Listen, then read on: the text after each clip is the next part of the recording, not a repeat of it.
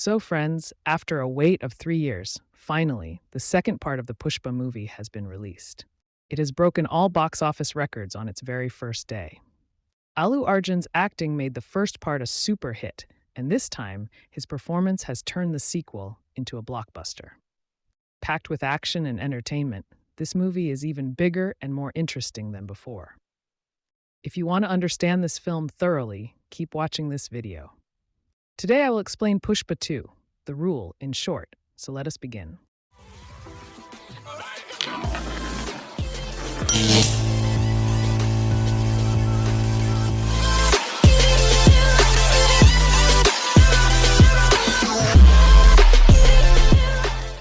The movie starts with Pushpa dreaming that he supplied his red sandalwood to Japan, but they did not pay him. Because of this, Pushpa travels to Japan and fights the gang that had bought the goods. During the fight, he gets shot. This reminds him of a childhood incident when he had fallen into the water in a similar way. Meanwhile, the police officer Banwar Singh Shekhawat, whom Pushpa had humiliated by stripping him and refusing to bribe him, suddenly disappears. Everyone assumes he quit his job out of shame, but in reality, he was preparing for revenge. One day, Shekhawat disguises himself and goes into the forest with Pushpa's laborers, where he starts cutting red sandalwood. Once all the wood is gathered, he calls the entire police force, arrests all the laborers, and seizes the goods. As soon as Pushpa finds out about this, he goes to the police station in Shekhawat's absence. There, he bribes all the officers, frees his laborers, and takes back his goods. One day, member of Legislative Assembly Siddhappa Naidu, who was involved with the syndicate, takes Pushpa to meet the Chief Minister of Andhra Pradesh. On the way, Srivali asks Pushpa to take a photo with the Chief Minister, but the Chief Minister refuses because taking a picture with a smuggler could tarnish his reputation. This deeply hurts Pushpa, as he could not fulfill his wife's wish.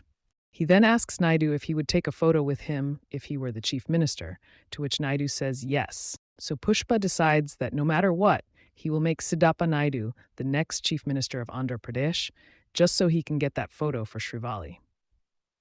To achieve this, he needs a lot of money. Pushpa sends Naidu to Delhi, where he negotiates with Central Minister Pratap Reddy. He offers 500 crores to make Siddhappa Naidu the chief minister, to which Pratap Reddy agrees. But Pushpa does not have that kind of money yet. To raise funds, he decides to expand his business, not just selling in India, but exporting abroad. He travels to the Maldives and meets an international buyer named Hamid. They strike a deal to sell 2,000 tons of red sandalwood for 5,000 crores. Pushpa starts gathering the goods, bringing all red sandalwood smugglers under his syndicate, paying laborers more to speed up tree cutting and storing everything in Chittor district. Meanwhile, Mangalam Srinu, the former leader of the syndicate, learns about Pushpa's growing stockpile. He and his wife Daksha suspect Pushpa is up to something big. They join hands with Shekhawat for revenge. One day, Daksha tells Shekhawat about Bichcha Reddy, a former syndicate member now working for Pushpa.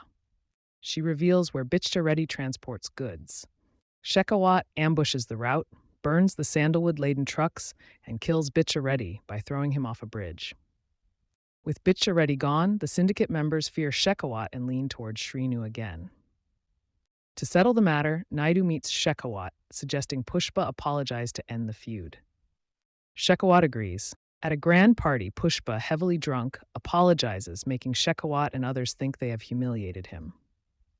Later, Pushpa tricks Shekhawat by smuggling real sandalwood as bullock carts and sending fake wood in trucks. He mocks Shekhawat at the police station, then destroys the bullock cart to erase evidence. At a Kali Ma festival, it is revealed that Srivali is pregnant. Pushpa, excited, prays for a daughter. After the puja, a group of goons harasses Pushpa's stepbrother Mohan's daughter. In response, Pushpa thrashes them severely. Despite this, Mohan is not pleased and tells Pushpa to stay away from his family. Srivali then humiliates Mohan and they leave. Following this, Pushpa sends his goods from Chennai to Rameswaram, from where the sandalwood was to be transported to Sri Lanka. Hamid, from the Maldives, was responsible for selling it to other countries. Only Jaka Reddy knew where the 2,000 tons of goods were hidden. Shekhawat then arrives at the Ramaswaram coast with a large police force and starts searching the boats for the contraband, but they find nothing. This is because the sandalwood-laden bullock carts were not inside the boats, but submerged underwater, tied with ropes. As soon as the police step out of the boats, the boatmen start moving the goods towards Sri Lanka, which was nearby. Shekhawat tries to chase the boats, but they cross the border. The fishing boats were allowed to cross, but Indian police could not follow. Eventually, the goods reach Sri Lanka. A few days later, Hamid pays Pushpa 5,000 crore rupees, out of which 500 crore is sent to Central Minister Pratap Reddy, who then ensures Siddhappa Naidu becomes the Chief Minister of Andhra Pradesh. After becoming Chief Minister, Naidu immediately visits Pushpa's house and takes a picture with his entire family. On the other hand, Shekhawat is deeply troubled by his defeat. Soon, the media would find out that the goods the police had seized were fake. Fearing humiliation, Shekhawat decides to burn the fake contraband before the truth is exposed.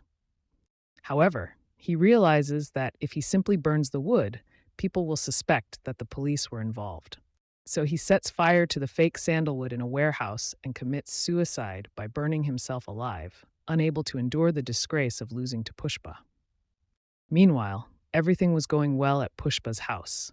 But one day, suddenly, Mohan's daughter Kaveri is kidnapped by some goons who demand a ransom of 2 crore rupees. These were the same goons who had harassed Kaveri during the puja and whom Pushpa had beaten up.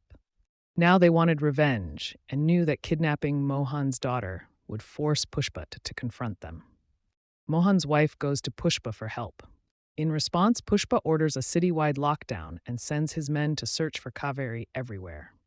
He then appears on live television and threatens the kidnappers, warning them that if anything happens to Kaveri, he will not spare them. During this time, Pratap Reddy meets Chief Minister Naidu and tells him to stop Pushpa because the leader of the kidnappers, Bugga Reddy, is his nephew. Hearing this, Naidu becomes scared, as Pratap Reddy was a very dangerous man, and if anything happened to his nephew, both the Chief Minister and the syndicate would be in trouble. Naidu calls Pushpa and orders him to leave Bugga alone.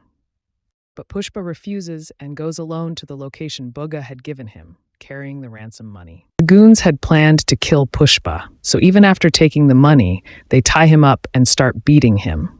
They also mistreat Kaveri. Despite having his hands and legs tied, Pushpa fights back and starts beating the goons. He frees himself and kills all of them. Just as he is about to kill Bugga, Keshav and Bugga's father arrive and try to stop him. However, Pushpa kills Bugga anyway. Enraged, Bugga's father tries to take Kaveri away, but Pushpa kills him as well and rescues Kaveri. A few days later, Kaveri's wedding is arranged, and Mohan comes to Pushpa's house with the invitation. However, Pushpa does not come out to meet him. Mohan apologizes to Pushpa's mother and says that if they do not attend the wedding, it will not take place. After Mohan leaves, Shrivali shows the wedding invitation to Pushpa, which includes his family's name. Seeing this, Pushpa's heart melts, and he forgives Mohan. On the wedding day, Pushpa and his entire family attend, and the family is reunited. This was the Pushpa 2 movie explanation. If you like this video, please like and share it. And for more interesting videos, subscribe to our channel and hit the bell icon so you get our updates on time.